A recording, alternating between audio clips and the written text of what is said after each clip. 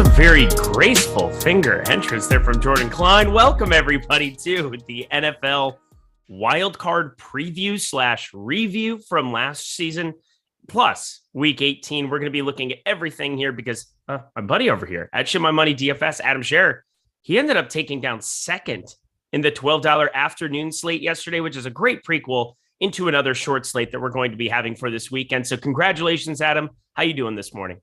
Thanks, man. Doing pretty well. You know, being the first loser doesn't feel great, but it still pays pretty well. So can't complain too much. Yeah, I was going to say, I would say that I don't have experience. I literally got a second, and it was like a 75K gap last Wednesday between first and second. It's like one rebound was the difference between that. Why? It's so hard. Like, and obviously it's stupid. And like when you play as much as we do, like you have to not do it or you'll drive yourself crazy. But like it's so hard when you get like second place not to just like analyze every one play that could have gone your way and obviously ignore all the ones that, you know, did go your way. But yeah, like that was, I finished, 0.3 points out of first for 130K difference. I had Gabe Davis, who like I knew at like the whole time, like nobody ahead of me had him.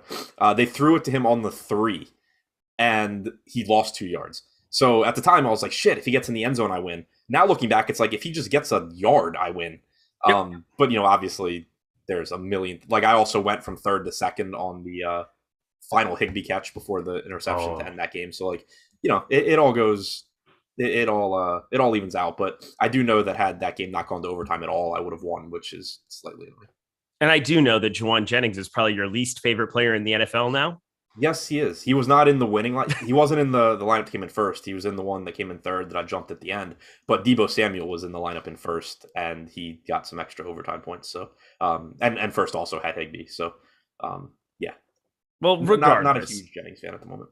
Yeah, but regardless, it was a fantastic W here by you. Second place in the afternoon slate. And once again, this was a 6-gamer.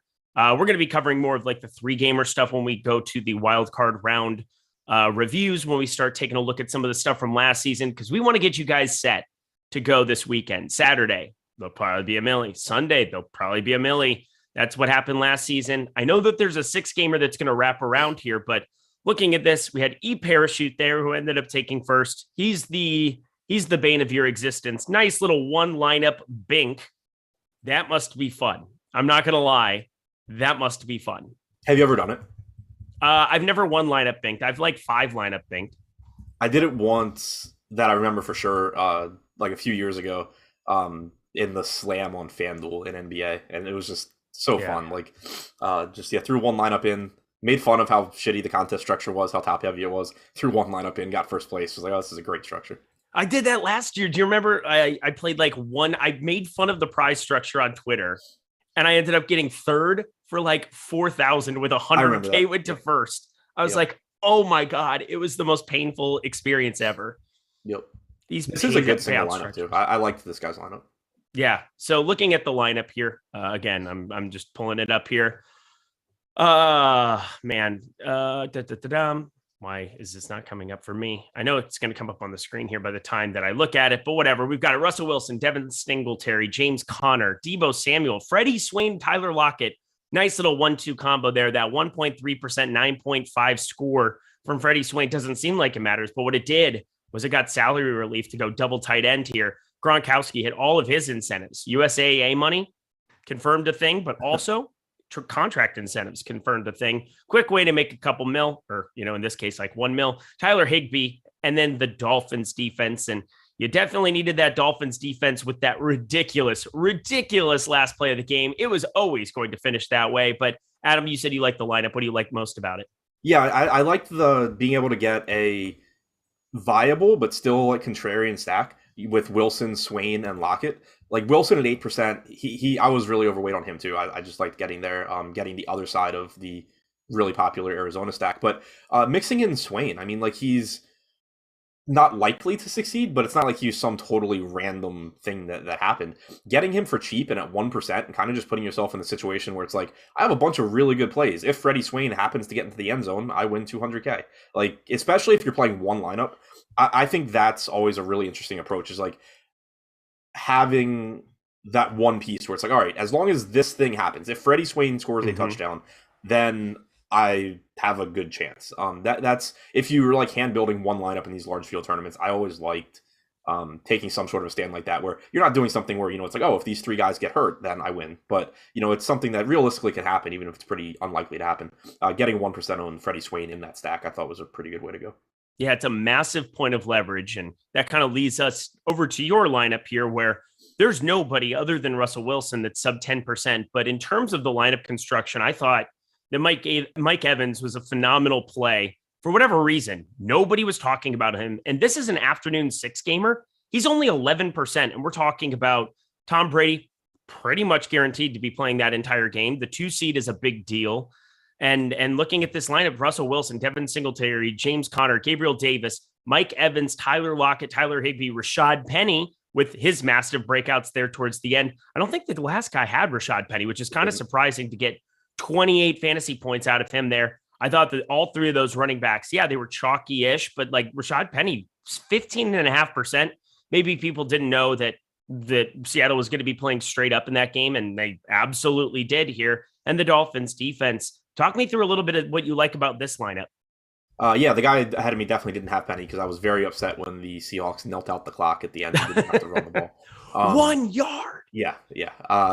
But no, I mean, I was pretty happy with this lineup. You have the Wilson to Lockett piece. Penny, this is something that I know we've talked about a lot on this show. On smaller slates, obviously, I wouldn't have cared anyway. But in the past, I used to not really want to have the quarterback running back pairings outside of very specific guys. But I've really eased up on that recently because, there's enough plays like in a game. Most teams play fast enough now where if the offense is moving the ball, you just get situations where the running back does well, the quarterback and receiver do well. So that's one way that I think people are still sort of hesitant to do it. And so you can kind of just be contrarian by going that way to some extent. So I was happy with the Seattle stack, run it back with Connor, had Higbee over Ertz, which, Ertz was a really, really good play. Gronk was a really good play. It made it so Higbee was relatively low owned. Got a piece of that Rams offense without going to the very popular Cup. Mike Evans, I'm with you. Like, it was kind of interesting. On the main slate, I had a couple of my best lineups had Evans too. Mm-hmm. And every time I would look at it, I would kind of write it off and just be like, Mike Evans probably isn't going to have a big game. But, he was low owned and the upside was obviously there. So it was nice to see him come through. Gabriel Davis, I had a lot of on this slate. Would have been nice if he had, gotten into the end zone. But yeah, I was pretty happy with this stack. Just got that Seattle stack that I'd mentioned before. I really liked on this slate. 8% owned Wilson compared to 20% owned Kyler Murray, I think it was. Still getting, exposure to that game. Got this lineup happened to have Singletary. I was like half the field on him overall, but where you're going to go to a popular guy like Singletary, I thought this was the type of lineup you want it to be in. Having a relatively low owned stack, having the relatively low owned Davis and Higbee. There's no reason not to have the more popular Singletary in a lineup like that. Agreed. And for me, this is just kind of we want to bookmark this a little bit just because you don't have to get stupid to build a winning lineup in some of these smaller slates. Like, you just don't have to get so off the board. I think, Freddie Swain isn't even that crazy of a play when you really think about it in retrospect. And sure, he was super, super low owned, but even then looking at your lineup, 8.5% is the lowest piece that we have in the entire thing. You were unique. There were no issues, in terms of cumulative ownership, 168.2%. Looks like that's just about what everybody was here near the top. 160.8, 169.2. So people obsess over a lot of the wrong things, I think. It's simply finding a path where, yeah, you talked about if this thing happens. Well, what happened again was the exact same thing that happened with Alex. Seattle put the hammer down. You had your stack, Russell Wilson to Tyler Lockett, and then you had Penny. You just needed multiple touchdowns from that grouping. You got multiple touchdowns from that grouping. Therefore, you won money. So congratulations, Adam. Anything else you want to add to this? Someone had asked about the run back, and I do have Connor, but I don't force run backs either. Like, I prefer them, and I would like most of my lineups to have them. But you can make this lineup, like, you can change James Conner here to, I don't know, another running back, and I still would like this lineup. A part of the reason, that I had Connor is I just thought he was a great play. But just to kind of answer that, like, run backs are good. I don't think that they're necessarily requirements. All right, absolutely. Now let's jump ourselves over to the Millie for this week. Quickly go over that. I heard a sub might have been the guy who took it down. Jay Blake, the king. So I didn't see it on Twitter. Did he tag you on Twitter? No, I saw it in Discord.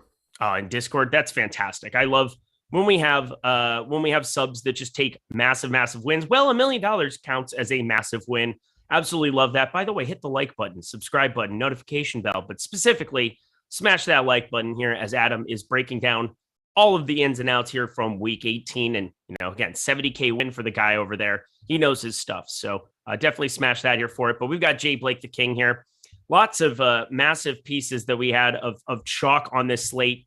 It was a wonky slate. It was always going to be a wonky slate here. But his first place lineup, Matthew Stafford, Antonio Gibson, James Conner, Chase Claypool, Juwan Jennings, Tyler Lockett, Tyler Higbee, Cooper Kupp, Dolphins. We got the double. We've got the run back. We've got a lot of good stuff here in this lineup. What do you think about the overall construction? I liked it. Outside of, gonna be honest, had no idea who the hell Juwan Jennings even was. Like the only reason I'd heard of his name going into this slate was because I had to adjust stuff in my Excel sheet to make up for him breaking it because I didn't know who he was. So yeah, I mean, obviously came through like good play. But Stafford, Kupp, Higbee, nice stack there. Who are they playing? Oh, they're playing. I don't know. It just all my brain is going to is how much do they hate Brandon Ayuk? Right. Like they hate Brandon Ayuk. Yeah. So ran it back with Jennings. Obviously, that worked out very, very well. So yeah, like the stack, like the game, got to the Lockett Connor. Sort of both just good plays anyway, but also some positive correlation there. Never hurts.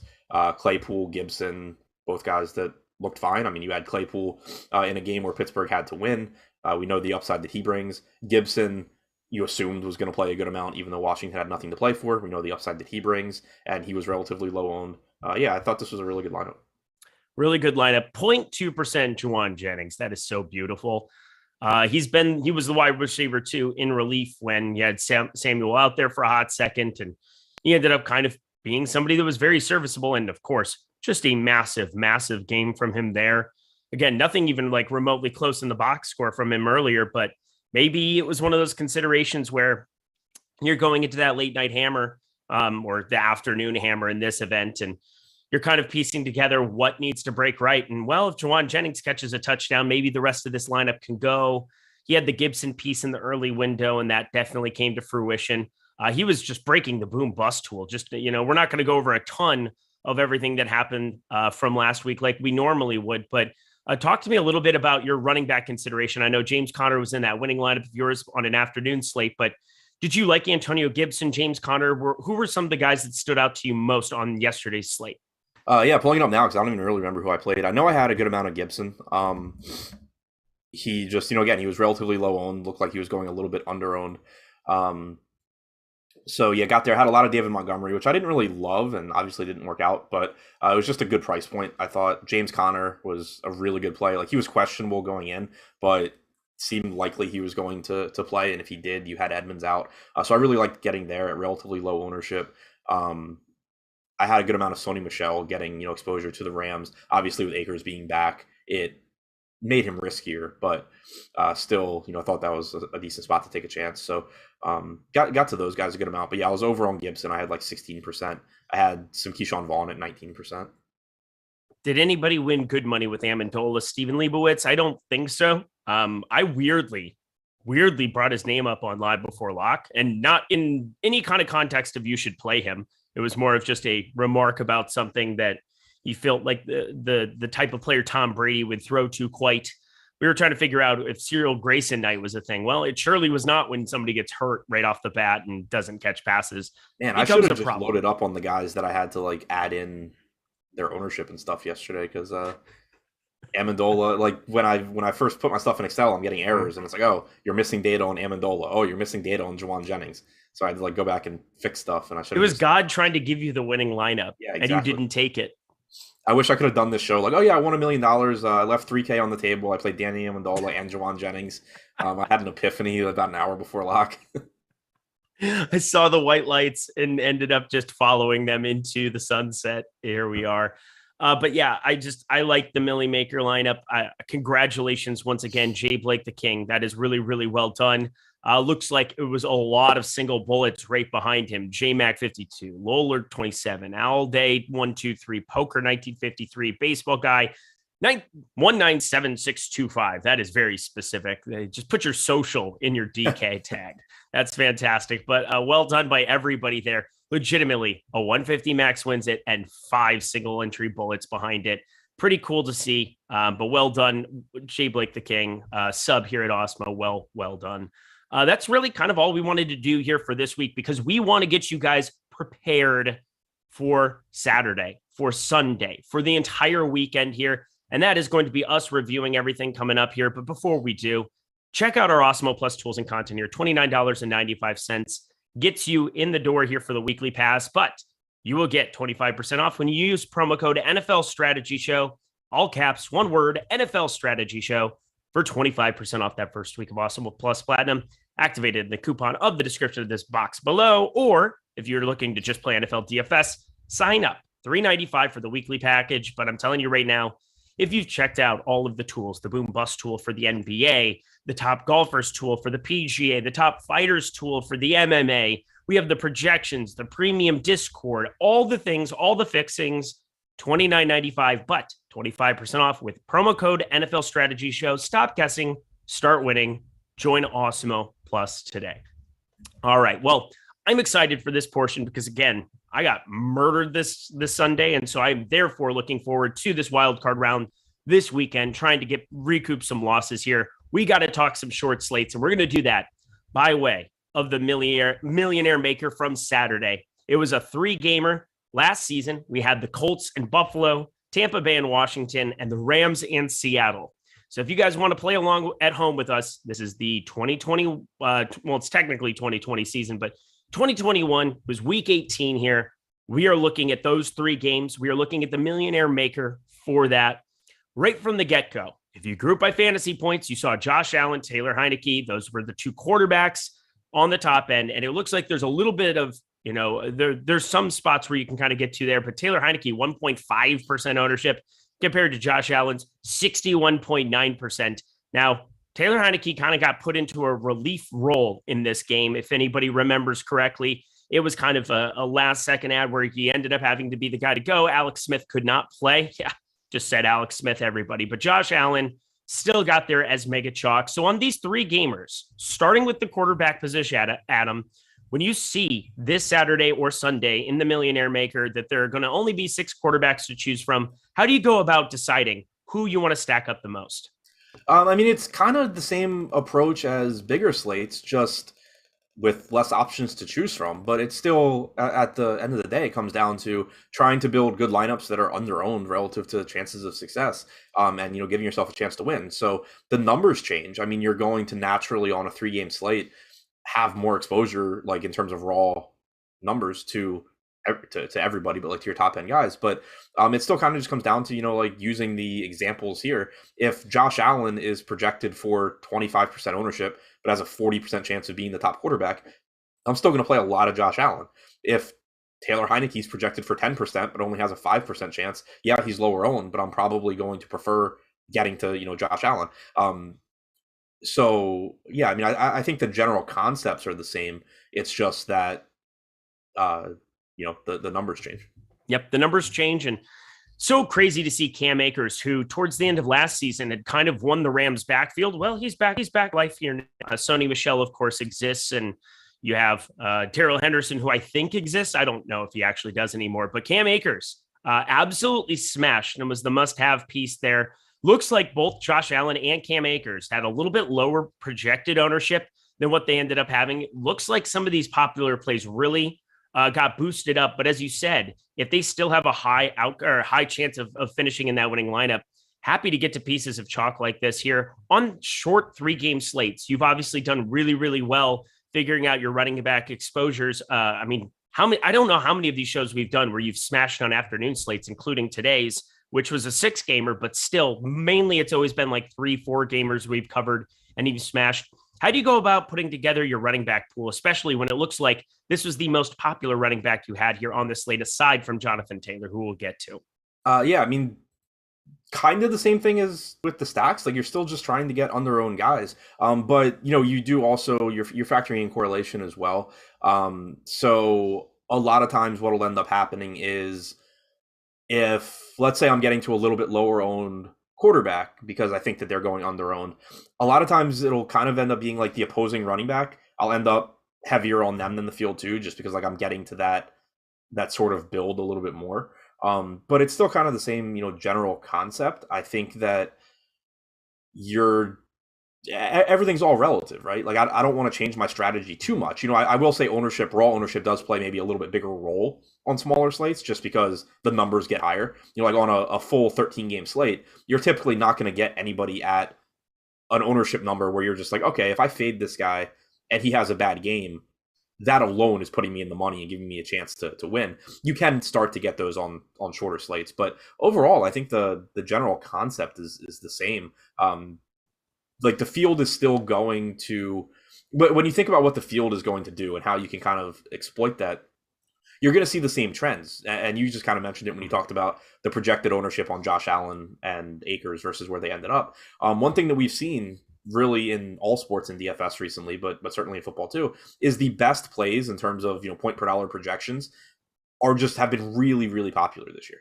And so on main slates, maybe that means they get to 40% instead of 30 where they used to be. Now maybe it's going to be 60 on a 3-gamer instead of 40, but it still allows you as someone trying to win these tournaments to know that the second best plays, the third best plays are just naturally going to be even a little bit lower owned than they would have been in the past because more people are just plug and playing with optimizers and throwing in the top projected lineup. So it kind of just gives you, I think, even a little bit more incentive to just go to the second, third best plays and hope to run good.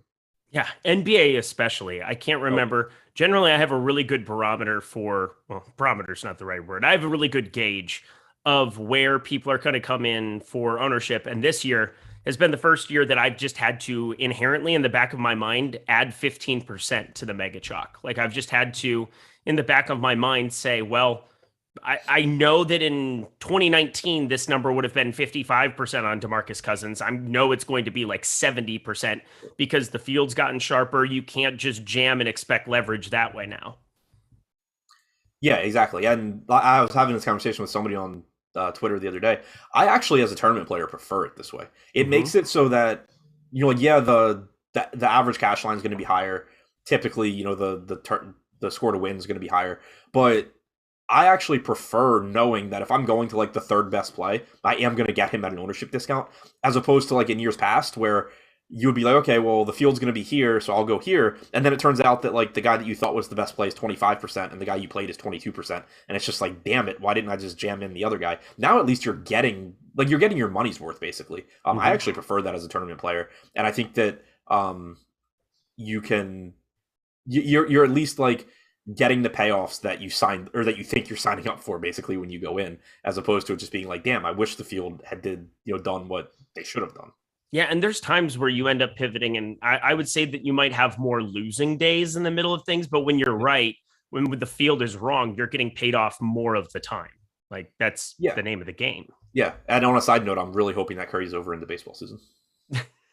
I am really, really hoping it does as well. Just have Boston be 45% every single slate. That would be incredible. Or, I mean, careful what you wish for. We had that Yankees season where they could not fail at mega chalk every freaking day. But I digress. Let's get back into it here.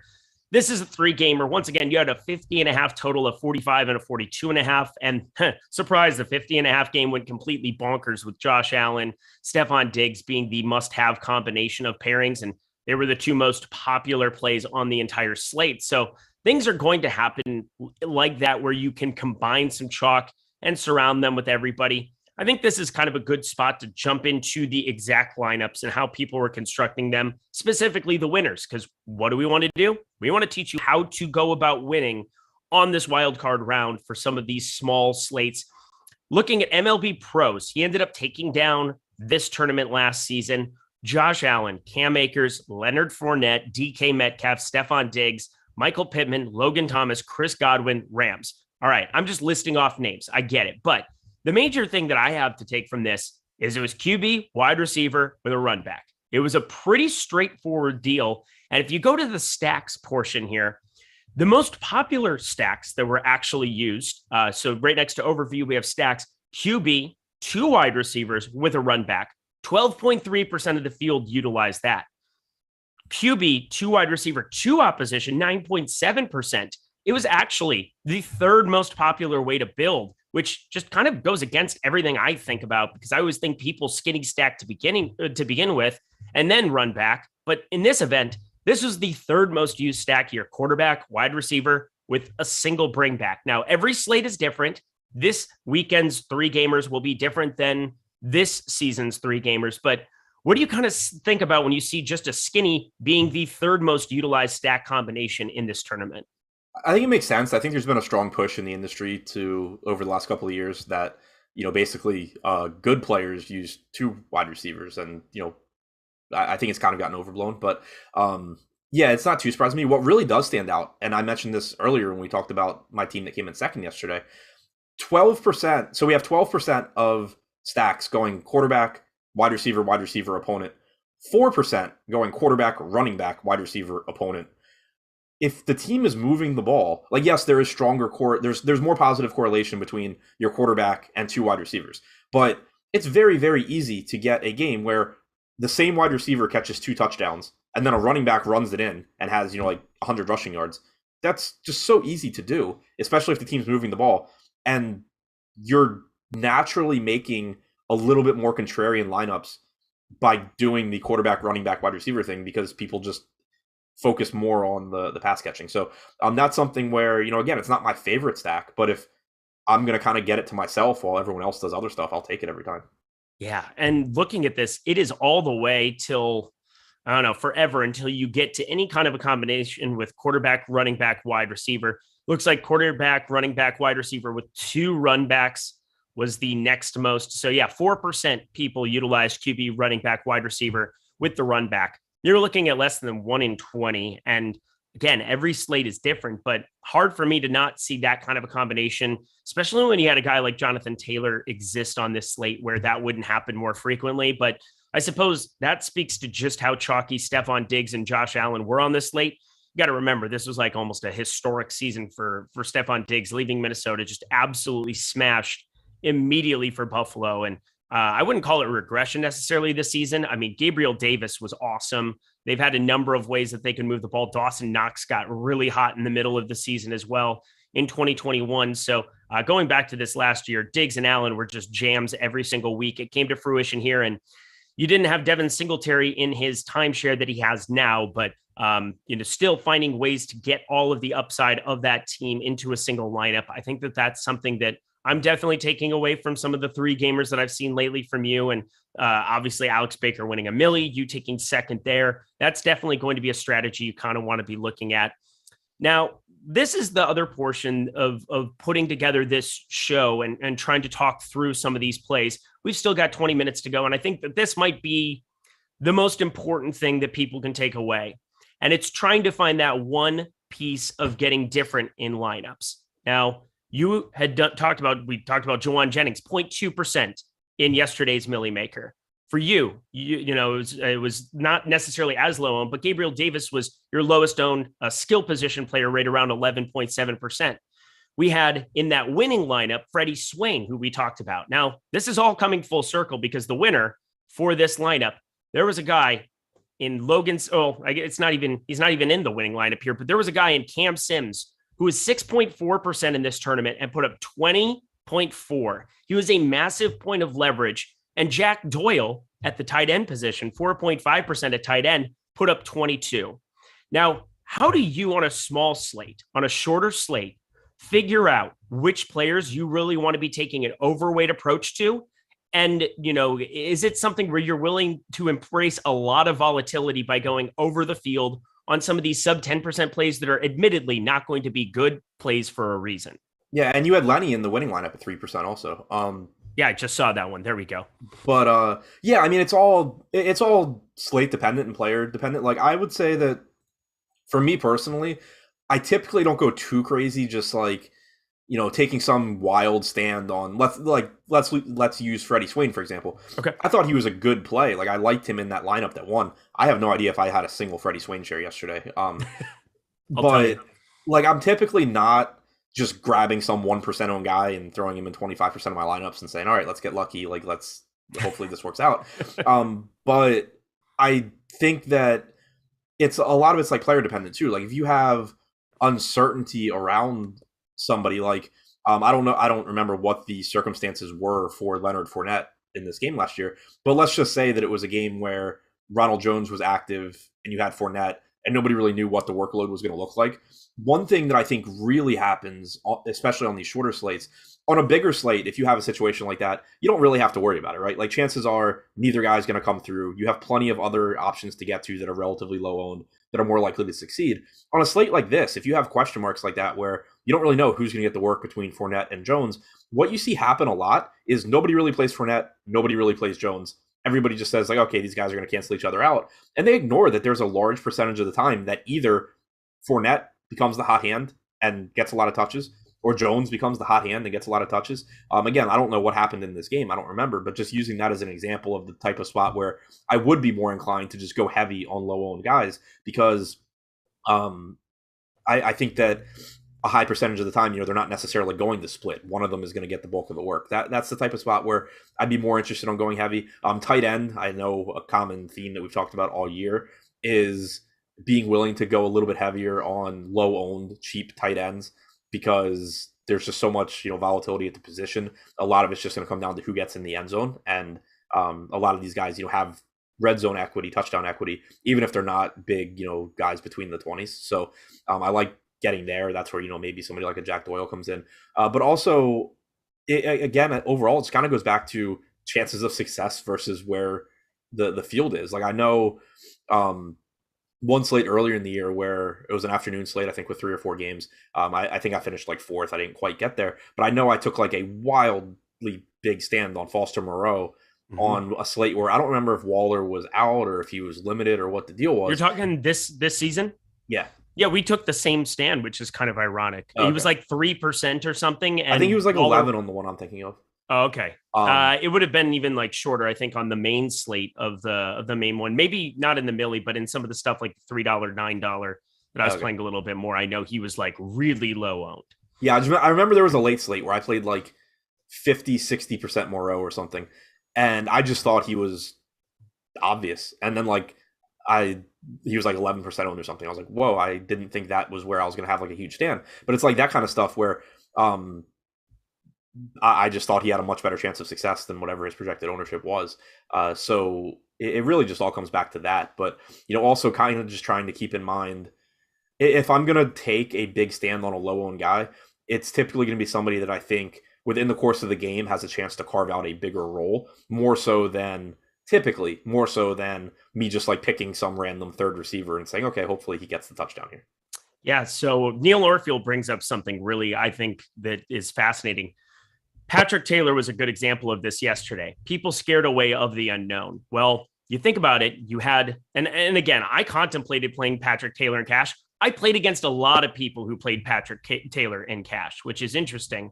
I only played cash on one site yesterday. And it was something where I wasn't going to play. I kind of talked myself into it very, very last minute to be able to fire up my cash lineup. I was going back and forth on it, but Patrick Taylor with no Aaron Jones there and AJ Dillon, you would assume is somebody that they wanted to put on bubble wrap. Well, they didn't really bubble wrap anybody in that game, which was fascinating, but the unknown Patrick Taylor got there at 4K, but maybe gave up a running back spot. And, looking at some of the top tier running backs, Devin Singletary, James Conner, you definitely needed some of the more popular guys anyway to get to the top of a tournament. 13 or 14 or whatever he ended up putting up wasn't a good example, but I still thought he was a really good play for tournaments. And I played a lot more of Patrick Taylor as a result of that because he was even like in play for that kind of a scenario. He had a ton of unknowns. You could talk yourself into the narrative. I think it was a mistake to play him in that kind of a scenario because there are so many things that could have happened where you're only getting a half of football. And I would much rather get an entire game of football from somebody. But what did you think about Patrick Taylor yesterday into the context of looking at unknowns and how the field reacts to it? Yeah, I think that was a good example too, because there was a good chance that he was just basically going to play the second half. But who knows? Like maybe he was going to get, like in the first half, what if they used A.J. Dillon in Aaron Jones' role and then they gave Patrick Taylor the A.J. Dillon role? That's something that could have happened and would have made him look even better. So yeah, I think that was just like a good example from yesterday. I think I was a little bit over the field on him because there was plenty of upside, but yeah, it's just an example of, and again, this plays a bigger role on smaller slates because there's just less alternatives. But keeping in mind not only, there's always volatility in a player's performance, around his median projection, but sometimes there's going to be players where it's just like, okay, well, their role isn't even certain here. And yeah, that means that the downside risk is probably higher, but also what if they just play a lot more than anybody's expecting? In that case, the median projection just would be entirely different. Like if you knew that Patrick Taylor was going to play 3/4 instead of 2, he would just project completely differently as well. So like it just adds more volatility. And on the smaller slates, if you're getting that at low ownership, it becomes really appealing. And conversely, if you're getting it at high ownership, it becomes a spot that you should be willing to sort of say, okay, well, if this plays out against me, I'm just going to lose. But, if 3/4 of the field is going to assume that this guy's getting 3/4 instead of 2, I can put myself in a good position by being somewhere else. I love that. I also love Jay Blake, the King, coming in and just blowing up the super chat game. I mean, good Lord. What up, guys? Wanted to drop this during the lineup review. Obviously, I came to the show pretty late. You can rewind and check us out, just complimenting you because what an absolute smash by you. Thank you guys for all the content you provide. Thank you for smashing yesterday, for being in the Discord, for being an active member here at Awesemo. We appreciate you. And man, what a lineup. What an absolute day for you. So happy for you. Congratulations, all of the niceties, because this is just a great W. Love seeing it. And week 18 is just such a hard one to take down. So many moving parts, so many things. So really, really well done by you. Let's kind of jump into Prize Picks because, again, they are the presenting sponsor here. We'll jump right back into the wild card round review here and talk a little bit more of the nuances here, but got to talk about our sponsor, Prize Picks, the presenting sponsor here of the wild card show and the week 18 review show. If you want to check out how to play daily props in a lot of states now, in New York, you just got legalized sports betting. That's a beautiful thing. A lot of great promos we're running here through that, but Prize Picks is the best way for me out here in California, for a lot of you in states where it's not legalized, to be able to go play props and do it in a really fun format. You play 2, 3, 4, or 5 player lineups, and you can net up to 10x your entry fee. So even in those legal states, you have the opportunity to have a little bit of insurance plays for some of these 5 player lineups, because you can get paid out if you get 4 of 5 right. You can get paid out a little bit of your money back if you get 3 of 5 right, whereas if you don't go 5 of 5 at a sports book, you're dead. So download at the App Store or Google Play, or just head to the desktop, prizepicks.com. Good stuff. We have a free player props tool for the NBA. NFL's kind of getting utilized in there now as well. Plus, oddshopper.com. That's going to give you all of the best lines. You can use that, cross-reference it to go play over at Prize Picks. Plus, 1 free month of Awesemo Plus Platinum when you sign up and make a deposit at Prize Picks. You'll get an email within a day or two. Redeem it for your free month of Awesemo Plus Platinum. It doesn't get any easier than that. Definitely going to be playing a lot over there during the wildcard weekends. I think you guys should be too. So go sign up, and thank you so much to them for being the presenting sponsor here. Love doing shows for them. Super clean, super easy site to navigate. I know you'll enjoy it too. All righty, let's jump to a couple of the other little nuances we have here. So we talked through some of the stat combinations. Let's look at some exposures. Now, this is fun. We just get done talking about jamming lineups. MLB pros, mind you, the guy played 150 lineups. He played 100% Stephon Diggs and Josh Allen, the 2 chalkiest plays on the entire slate. What do you think about such a desire to do that? Because for me, why not just go all in if it's going to be chalk you want to get over on? Sorry, can you repeat that? Oh, you have Stephon Diggs and Josh Allen. This dude, MLB pros, played 150 lineups, and he just played 100% Stephon Diggs and Josh Allen like he's Rin Pack. Yeah, I mean, I think it's fine. Like, I don't know. It's hard to like give a take without knowing, what I thought going into that game, or like if I thought they were on their own or over or whatever. But yeah, I mean, if I thought that a really popular Josh Allen and Stephon Diggs were still clearly the best plays at the ownership they were getting, there's no real path to go other than just having them everywhere. Mm-hmm. And then Terry McLaurin, who had 14.3% ownership, he had 67.3% of 53.3% Akers. Chris Carson, 44.7%. Now we're getting into the Jonathan Taylor conversation, which I think could have been had from yesterday. And I thought the Colts just laid the biggest egg you could possibly lay there. It was absurd how bad Carson Wentz was. If you're an Eagles fan, you just have to be cackling, rolling a blunt, just enjoying your day today, because it is insane to me that somebody was able to kind of pull the hoodwinking that they did there with Indianapolis this season. And maybe Carson Wentz is still got something left there. He had moments here this season, but Jonathan Taylor was a beast here. You said it's hard to really look at what you were thinking at this moment in time, but 7,900 here for Jonathan Taylor. He was the most expensive player here on this slate. You had him next to Stephon Diggs, who, in his role, better game total. I mean, you had a 21.75 total there for the Colts. And for him to come in with 55.6% ownership after we had a projection around 37.7, he was obviously another piece of chalk that just got jammed in. Now, it's counterintuitive because I normally think that running back chalk is less volatile because volume is a lot more predictable than just straight out targets. But looking at Jonathan Taylor here, when there's going to be chalking running backs over the weekend, what is kind of your thought process for how you go about looking at their chances of success compared to the field? So I mean, I think that what MLB Pros did here is something that I typically do a lot. When you look at the running backs here and their ownership, so you had Jonathan Taylor at 56%, you had Akers at 47%, you had Carson at 29%.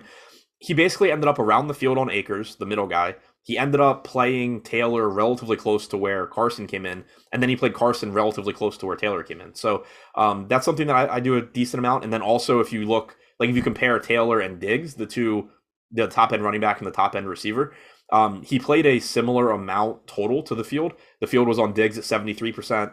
The field played Taylor at 56%. You had MLB Pros go a bit under the field on Taylor, a bit over on Diggs.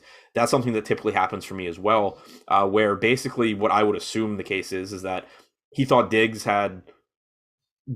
chances of success relative to his ownership looked better than Taylor's relative to his. So Taylor gets pushed down, Diggs gets pushed up. And then similarly within the running backs, Carson probably looked a little bit better compared to his ownership than Taylor did. Akers probably looked like he was coming in around where he was supposed to. And the result is just you kind of get you start sort of flipping the field, which is something that ends up happening for me a lot as well.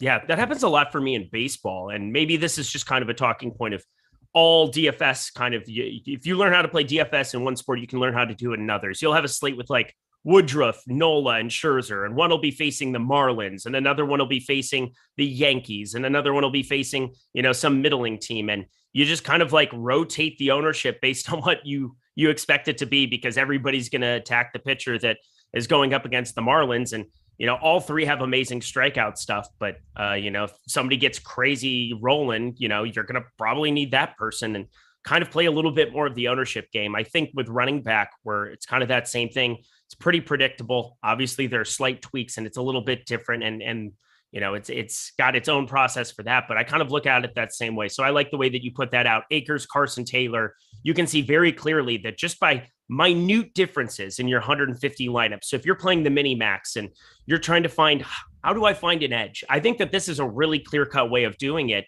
being a little bit lower on whoever that chalkiest running back might be, and finding paths to some of these other guys. So you can see in his main lineup that ended up taking it down, you have Cam Akers, who ends up showing more of those lineups. You have the opportunity to get some more wide receiver flex stuff. You don't necessarily have to get as different, outside of just jamming in a chalky Jonathan Taylor, along with a chalky Stephon Diggs. That also brought down his total ownership and looks like a really, really nice way to just get different inherently immediately. Looking at, I'm curious, did you end up playing this tournament? I didn't even go through and look at that. Okay. Probably, you said? I said I have no idea. No, I didn't. I have no idea either. That would be a good thing to maybe look at before we started the show. But we've got just over 5 minutes left here, so we'll kind of round it into form here. Anything else that you want to talk about when it comes to some of these short slates? We've talked about stacks, how to go about building those, how to look at some of the running back plays, how to find some lower owned pieces and be able to put those in without being stupid on these slates. Anything else you want to add? So from a rule standpoint, I know it's something people ask about a lot. I think basically the way that I think about it, and it helps when you're trying to kind of think about what rules to relax. Whenever you talk about correlation, whenever you talk about rules in building lineups, you know that you can win a tournament even having some negative correlation in your lineup, even having, some stuff that isn't perfect.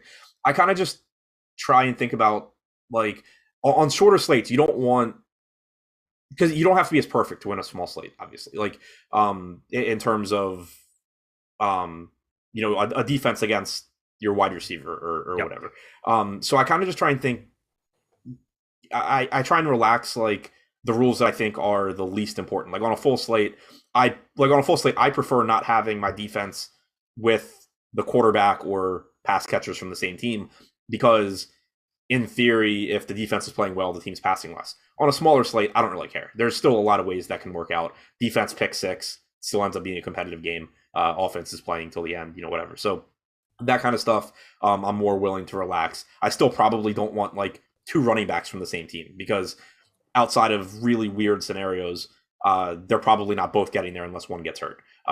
Especially, it depends who you're talking about, but if we're assuming like an actual backup running back and a starter. So stuff like that, I'd be like less inclined to relax. So I think it's kind of just like, there's a fine line between, you don't want to prevent yourself from creating the winning lineup, basically. But you do still want your lineups to make some sense. Yeah, looking at the defense, so you just brought up a great point with that. Looking at the defenses, this was one of those slates where if you didn't have the Rams defense, you were dead. Every other defense had between 0 and 4 fantasy points. In order to find that top end, you needed to have the Rams defense. Now, that came in addition to Cam Akers. That came in addition to, just being able to go against some of these Seattle players that garnered more attention. It was in Seattle. They were favored. Rams had under a 20 team total, but defense is volatile. And obviously there are players on the Rams defense, whether it's Ramsey or Donald, who did exist there at the end of last season, that can really cause some problems there. And there was definitely a path for a guy who drops back as much as Russell Wilson to as much analysis as you want to put into it. There was a path for just about every single defense that's in the playoffs. They're in the playoffs for a reason. And you don't want to remove yourself from having an opportunity to get to some of those defenses because you have a rule where, you have 0 max players on a spot where a pick 6 occurs. So do you kind of go to like max 1 or 2 on these 3 gamer slates, or do you just kind of open it wide open to like max 5? I usually do max 2. Okay. I don't hate the idea of saying no quarterbacks with the opposing defense. Okay. That one kind of can be like, it's still, it's close. Yeah. That one's borderline for me. Cause like you can, it's on the edge of, because the other reason that I don't want to set too many rules on shorter slates is everything that is negatively correlated also is typically going to be lower owned. So you're getting that trade-off where it's like, okay, this isn't perfect, but if it happens to work out, nobody else built this lineup and I just win. So there's that trade-off as well. Typically though, I would rather, like, I think I normally set, not to play a quarterback with my defense, because you're really walking kind of like, you're trying to walk like a perfect line there where it's like, okay, well, my quarterback throws a pick 6 and then torches the defense, so it's like, yeah, okay, that could happen, but I would probably rather just have a different defense. Cam Akers, his price is 5,100 for this contest. If you remember back to last season, again, I was just going through box scores from last year to remind myself, but he ended up getting the backfield right around week 15 last season. He got really, really hot towards the end of last season, which is kind of an interesting thing to be looking at right before we're going to get a Rams playoff game this weekend, because, in the back of my mind, that's something you just vividly remember. He got mixed in a little bit yesterday. So we'll see if he gets involved quite a bit. I doubt it's going to be in any kind of a major capacity, but once again, that's going to be some stuff like Leonard Fournette, who got you to the top of this tournament. And just to review, we had in this very top lineup, Josh Allen, Cam Akers, Leonard Fournette, DK Metcalf, Stephon Diggs. So you had basically a skinny stack. You had the one run back here from Michael Pittman here, Logan Thomas, Chris Godwin, and the Rams defense. 49-8. It was a unique lineup. It only left $200 of salary on the table. He had 3.3% Leonard Fournette, 7% Michael Pittman.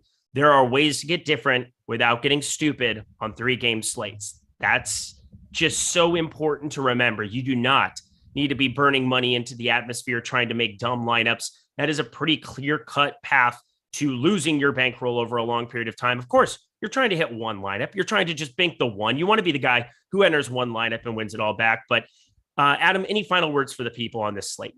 No, I think that's it. Yeah, I think that kind of covers it here as well. We've got a lot of content here coming on later in the day, so be on the lookout. We've got the Awesemo betting show. That's going to be, well, even before that, we have Lofty and James. They're going to be doing best ball strategy at 12 p.m. Eastern time. They're getting going right now, so that's going to be exciting. We've got the Awesemo betting show. That'll be coming up with Eitan and Ben and Matt Kajeski, so check that out here as well. Prize Picks College Football Show. That's going to be an exciting one tonight. Definitely tune in for that at 3:30 p.m. Eastern time with Nick Manick. and Matt Kajewski. NBA Deeper Dive. Man, you're busy today, sir.